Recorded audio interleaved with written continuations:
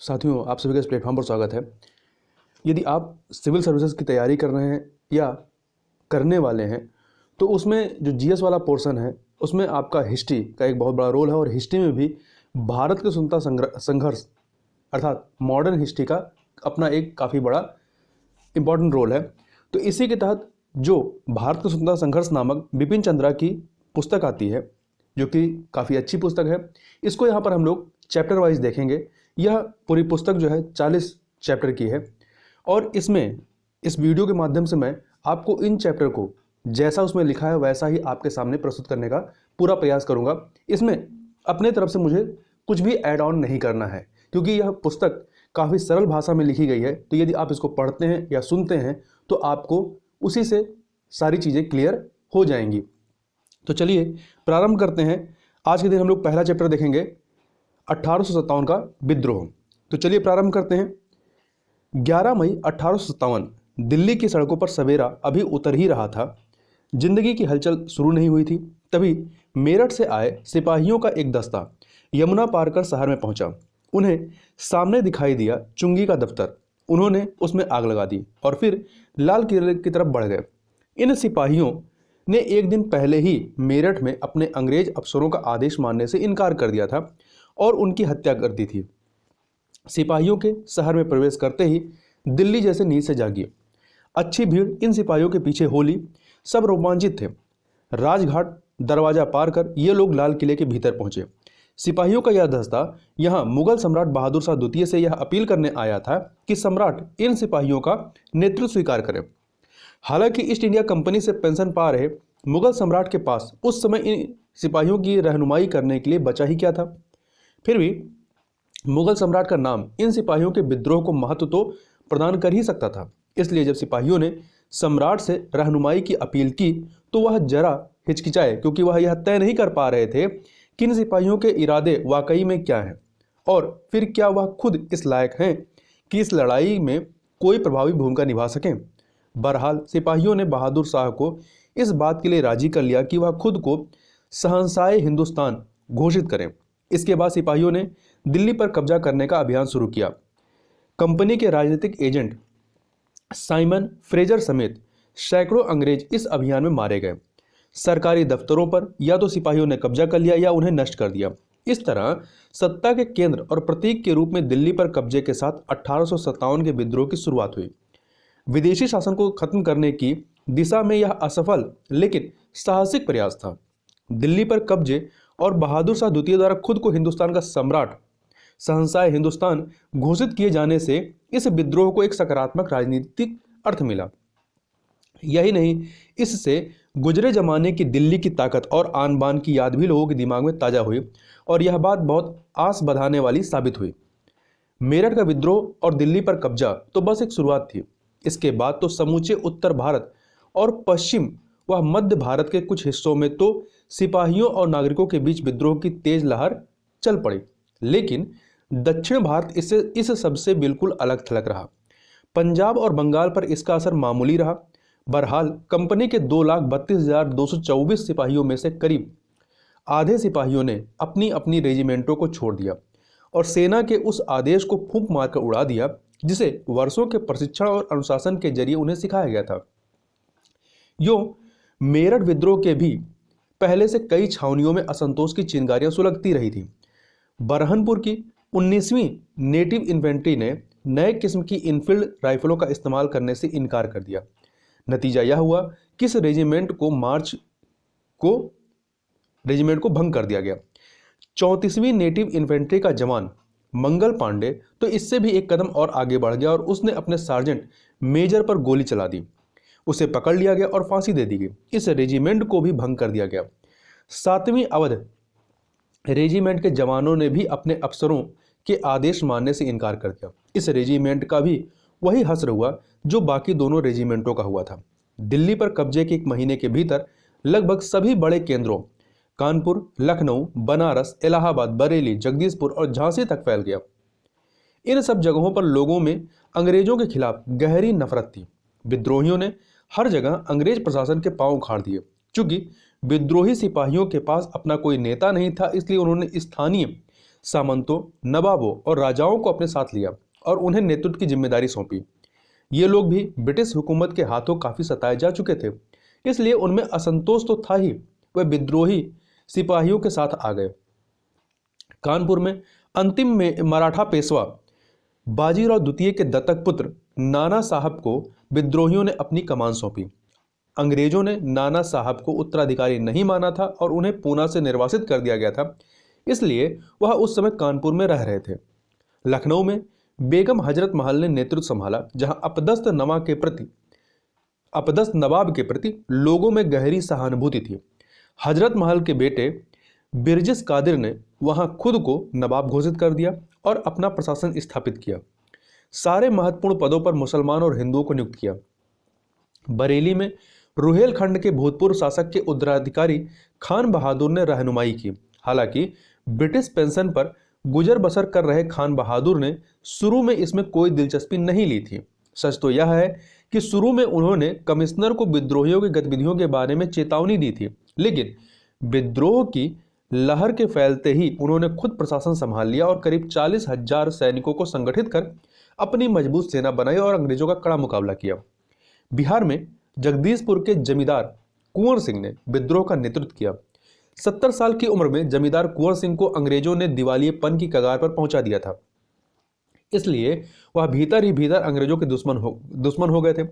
अंग्रेजों ने उनकी सारी संपत्ति छीन ली थी और उसे लौटाने की उनकी बार बार की गई अपीलों का भी अंग्रेजों पर कोई असर नहीं पड़ा। हालांकि उन्होंने खुद किसी विद्रोह की योजना नहीं बनाई थी, लेकिन जैसे ही विद्रोही सिपाहियों का दस्ता दीनापुर से आगरा पहुंचा, कुंवर सिंह उनके साथ हो गए। रानी लक्ष्मीबाई ने झांसी में सिपाहियों की कमान संभाली। लॉर्ड डलहौजी ने उनके दत्तक पुत्र को उनके पति का उत्तराधिकारी मानने से इनकार कर दिया था और विलय की नीति अर्थात डॉक्ट्रिन ऑफ लैप्स के तहत उनके राज्य को छीन लिया था। इस फैसले को बदलवाने के लिए रानी ने हर बड़े अफसर का दरवाजा खटखटाया, बार बार अपीलें की, पर उनकी बात नहीं सुनी गई। उन्होंने विद्रोह को कि इस मौके पर अंग्रेजों के साथ बातचीत फिर शुरू करने की कोशिश भी की कि अगर उनकी मांगें मंजूर कर ली जाएं तो वह अंग्रेजों के साथ देंगी और इस तरह झांसी की तरफ से अंग्रेजों को कोई खतरा नहीं रहेगा, लेकिन अंग्रेज अफसरों ने उनके साथ दुश्मनों जैसा बर्ताव किया। रानी लक्ष्मीबाई ने सिपाहियों का नेतृत्व स्वीकार किया। मार्च 1858 में उनके मैदान संभालने के बाद झांसी ने अंग्रेजों को बहुत कड़ी टक्कर दी। उस पर काबू पाना अंग्रेजों के लिए वाकई बहुत दुरूह साबित हुआ। विद्रोह की यह लहर सिर्फ बड़े केंद्रों तक ही सीमित नहीं थी रही। बंगाल की करीब आधी सैनिक छावनियों और बंबई की भी कुछ छावनियों को इसने अपनी लपेट में ले लिया। सिर्फ मद्रास अछूता रहा।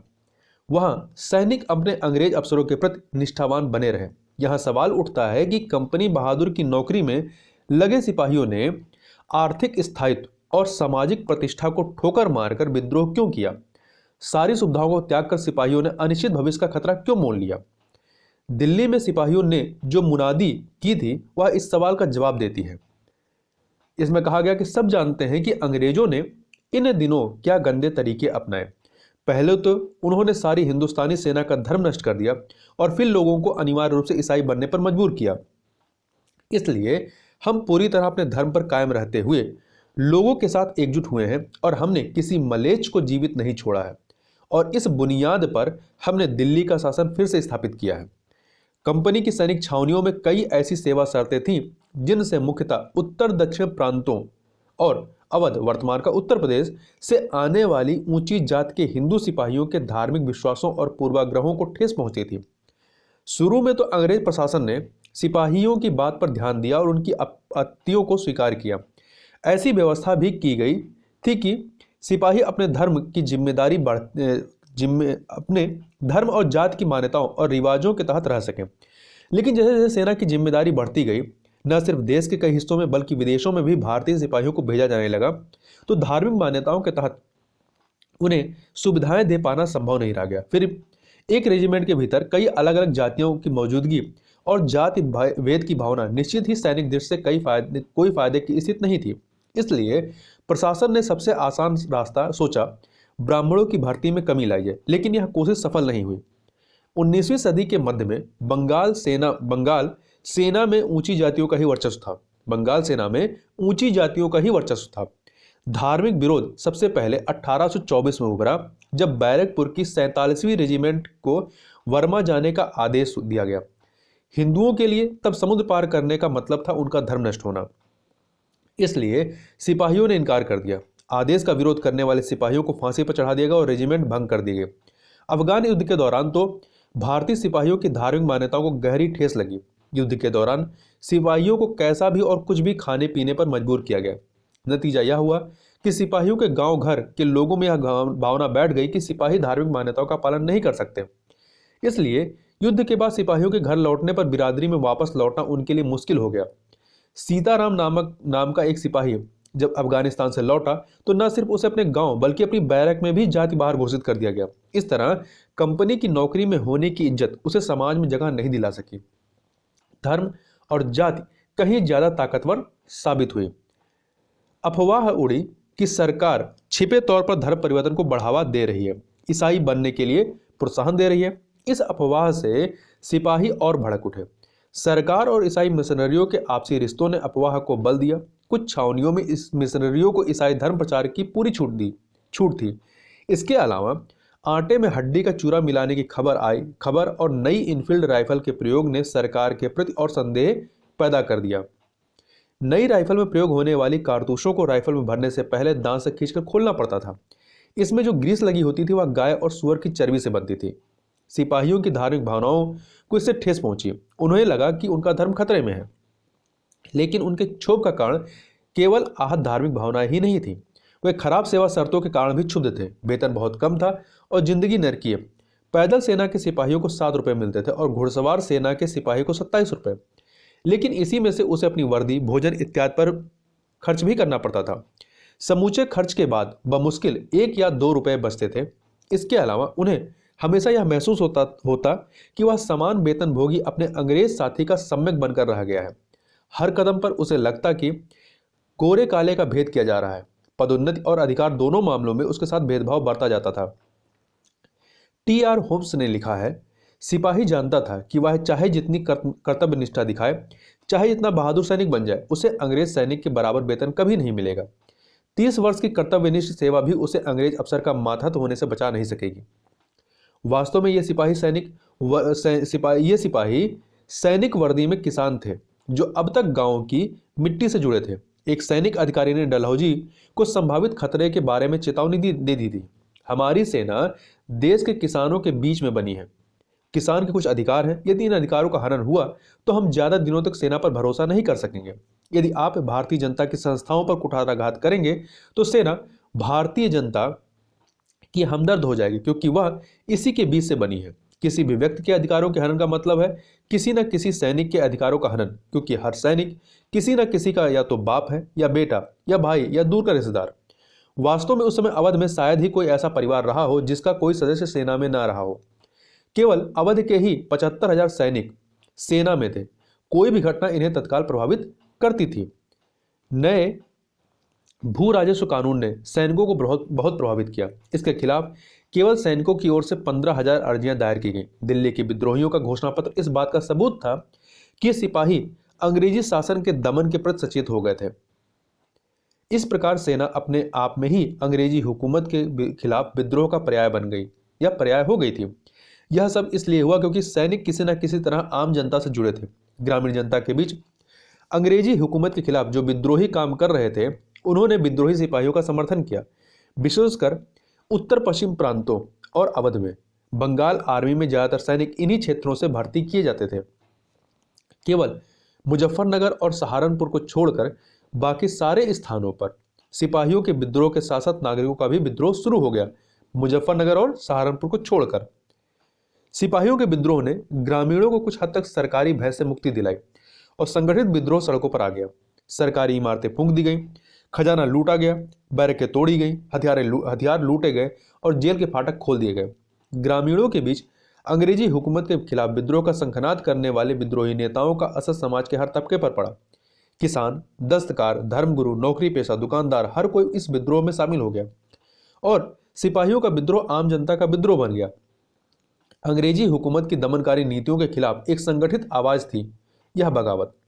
लगान के बोझ से किसान पस्त था। वह कर्ज पर कर्ज लेता जा रहा था। ईस्ट इंडिया कंपनी का एक ही मकसद था, ज्यादा से ज्यादा कर वसूलना। बतौर उदाहरण, 1812 में बरेली में कर उगाही का काम 10 महीने में ही पूरा कर लिया गया। यह एक रिकॉर्ड था। कर की दर बढ़ा दी गई थी, जिससे 14,73,188 रुपये ज्यादा वसूल हुए। सरकार ने कर उगाने वाले अफसरों को बधाई दी। सरकार ने यह नहीं सोचा कि इतना अधिक पैसा इतने कम समय में कैसे वसूला गया। जाहिर सी बात है कि अफसरों ने कर वसूलने के लिए जनता पर बेनतिहा जुल्म ढाए। उनसे भी डंडे के बल पर पैसा वसूला गया, जिनके पास खाने को कुछ भी नहीं था। एक कलेक्टर ने कई बार सरकार को लिखा कि वह अपने इलाके से वसूली नहीं कर सकता, क्योंकि वहां सिवाय घास के और कोई फसल नहीं हुई है। सरकार का निर्देश आया, घास अच्छी चीज है, इसी को बिकवाकर टैक्स वसूलिए। सिर्फ गरीब किसान ही परेशान नहीं थे, सामंत भी अंग्रेजी हुकूमत से दुखी थे। विद्रोह के मुख्य केंद्र अवध में तालुकादारों के सारे अधिकार छीन लिए गए। लगभग 21,000 तालुकदारों की जागीर छीन ली गई। इन तालुकदारों के पास आय का कोई साधन नहीं बचा, काम कर नहीं सकते थे, भीख मांगने में शर्म आती। मजबूरन इन्होंने भी सिपाहियों के विद्रोह का समर्थन किया, उसमें शामिल हो गए। इन्हें उम्मीद थी कि शायद फिर उन्हें जागीर मिल जाए। अंग्रेजी हुकूमत ने शिल्पकारों और दस्तकारों का भी दमन किया। ईस्ट इंडिया कंपनी के राज ने भारतीय दस्तकारी और शिल्प के प्रति उपेक्षा का रवैया अपनाया। जो थोड़ी बहुत छूट दी थी वह इसलिए कि भारतीय दस्तकार वही बनाए जो अंग्रेज चाहते हैं। दुनिया में अपनी कला के लिए मशहूर भारतीय दस्तकार और शिल्पकार भूखों मरने लगे, रोजगार तलाशने लगे, पर रोजगार था कहाँ। जिस तेजी के साथ दस्तकारी खत्म हुई, उस तेजी से औद्योगिक विकास नहीं हुआ। दूसरी ओर एकाधिकारवादी अंग्रेजी शासन के इशारे पर अंग्रेज अफसरों ने जिस तरह सामाजिक धार्मिक परंपराओं मान्यताओं पर कुठाराघात करना शुरू किया, उससे परंपरावादी हिंदू और मुसलमानों को आघात पहुंचा।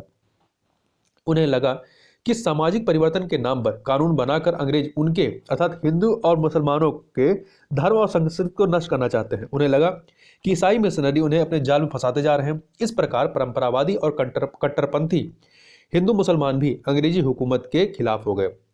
विद्रोहियों के अनेक घोषणा पत्रों, मनादियों में धर्म और संस्कृति पर हमले की आशंका का जिक्र है। इस तरह सिपाहियों के विद्रोह और कश्मसाती जनता के विद्रोह के संगम से उपजा 1857 का आंदोलन समूची जनता का अप्रत्याशित विद्रोह साबित हुआ। सवाल उठता है कि क्या यह सुनियोजित विद्रोह था या एकाएक भड़का विद्रोह। इसे सुनियोजित इसलिए नहीं कहा जा सकता क्योंकि इसके ठोस सबूत नहीं मिलते। नेताओं के काम का जो ढंग था उससे लगता नहीं कि उन्होंने पहले से कोई योजना बनाई थी। हो सकता है कि योजना बनाने की बात सोची गई हो, पर उसे कोई अंतिम रूप दिया गया हो, ऐसा लगता नहीं है। सिपाही जब मेरठ से दिल्ली पहुंचे तो बहादुर शाह चकित रह गए। उन्होंने आगरा में लेफ्टिनेंट गवर्नर को फौरन सूचना दी। झांसी की रानी लक्ष्मीबाई भी खबर पाकर विद्रोहियों के साथ हो गई। फैजाबाद के नाना साहब और मौलवी अहमद शाह ने सिपाहियों को विद्रोह के लिए उकसाया था या नहीं, अभी तक इस बारे में कोई ठोस प्रमाण नहीं मिल सके हैं। इन दोनों ने विभिन्न छावनियों से गुप्त संपर्क बना लिया था, इस बारे में भी कोई ठोस प्रमाण नहीं मिले हैं। इसी तरह चपाती और कमल के फूल के माध्यम से संदेश पहुंचाने की बात भी संदेहास्पद है। इसका कोई प्रमाण नहीं मिलता। हाँ, यह बात सच है कि मेरठ की घटना के 1 महीने के भीतर ही विद्रोह की चिंगारी दूर दूर तक फैल गई। विद्रोह के पूर्व किसी प्रकार की योजना या संगठन का भले ही अभाव रहा हो, लेकिन महत्वपूर्ण बात यह है कि विद्रोह शुरू होते ही विद्रोहियों ने संगठन बनाने की शुरुआत या कोशिश शुरू कर दी। दिल्ली पर कब्जा होते ही आसपास के सभी राज्यों और राजस्थान के शासकों को एक चिट्ठी भेजकर उनके समर्थन की कामना की गई और उन्हें हिस्सा लेने के लिए आमंत्रित किया गया। दिल्ली में एक प्रशासनिक अधिकरण बनाया गया जिसके जिम्मे राज्य के सभी काम थे। इस अधिकरण के 10 सदस्य थे, 6 सेना से और 4 नागरिक विभागों से। सारे निर्णय बहुमत से लिए जाते थे। अधिकरण सम्राट के नाम पर राजकाज का संचालन करता था। एक ब्रिटिश अधिकारी ने लिखा है, दिल्ली की सरकार का स्वरूप कुछ सेनाशाही की तरह का था। सम्राट सर्वोच्च था और संवैधानिक सम्राट की तरह ही उसका सम्मान किया जाता था, लेकिन संसद के स्थान पर सैनिकों की एक परिषद थी जिसमें सत्ता निहित थी, लेकिन वह उसका सैनिक कमांडर नहीं था। मतलब सम्राट इसका सैनिक कमांडर नहीं था। इसी तरह दूसरे केंद्रों में भी संगठन बनाने का प्रयत्न किया गया। सभी विद्रोही नेता बहादुर शाह को सम्राट मानते थे। उन्हीं के नाम पर 10 सिक्के ढाले गए और उन्हीं के नाम पर आदेश भी जारी किए जाते थे। बरेली में खान बहादुर खां मुगल सम्राट के नाम पर प्रशासन चला रहे थे। यह भी अर्थपूर्ण है कि विद्रोही चाहे मेरठ में हो, कानपुर में हो या झांसी में, उनकी पहली प्रतिक्रिया दिल्ली जाने की ही होती थी। हाथ आई हुई ताकत को बनाए रखने के लिए संगठन तथा राजनीतिक संस्था का गठन करने की जरूरत निश्चित रूप से महसूस की जा रही थी। ब्रिटिश प्रत्याक्रमण के सामने शुरू के धुंधले विचारों के परिष्कृत करने का कोई अवसर नहीं था। एक साल से ज्यादा समय तक विद्रोहियों ने भारी कठिनाइयों के बावजूद अपना संघर्ष वीरतापूर्वक जारी रखा। नए हथियार और गोला बारूद हासिल करने का उनके पास कोई स्रोत नहीं था। ब्रिटिश हथियार खानों से उन्होंने जिन चीजों पर कब्जा कर लिया था वे बहुत दूर तक उनका साथ नहीं दे सकती थी, और उनका सामना एक ऐसे शत्रु से था जिसके पास आधुनिकतम अस्त्र शस्त्र थे। इसके अलावा उनके पास कोई तेज संचार व्यवस्था नहीं थी। फलस्वरूप एक दूसरे के कार्यकलाप का संयोजन संभव नहीं था। वे अपने हमवतनों की शक्ति और कमजोरियों से नावाकिफ थे। नतीजा यह होता था कि मुसीबत के समय एक दूसरे की मदद नहीं कर पाते थे। सबको अपनी लड़ाई अकेले ही लड़नी थी। यद्यपि विद्रोहियों को जनसाधारण की सहानुभूति मिल रही थी, लेकिन पूरा देश उनके साथ नहीं था। व्यापारी, पढ़े लिखे लोग और भारतीय शासक न केवल उनसे असंतुष्ट थे, बल्कि अंग्रेजों की सक्रिय मदद कर रहे थे। व्यापारियों और शिक्षित वर्ग ने कलकत्ता और बंबई में सभाएं कर अंग्रेजों की सफलता के लिए प्रार्थनाएं भी की।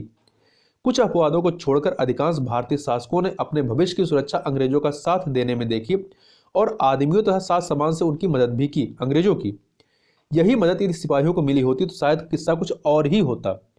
करीब करीब आधे भारतीय सिपाहियों ने केवल विद्रोह ही नहीं किया, बल्कि अपने ही देशवासियों के खिलाफ लड़ाई की 5 दस्तों की मदद से, जिनमें 1700 ब्रिटिश सैनिक थे और 3200 भारतीय, दिल्ली पर पुनः कब्जा कर लिया गया।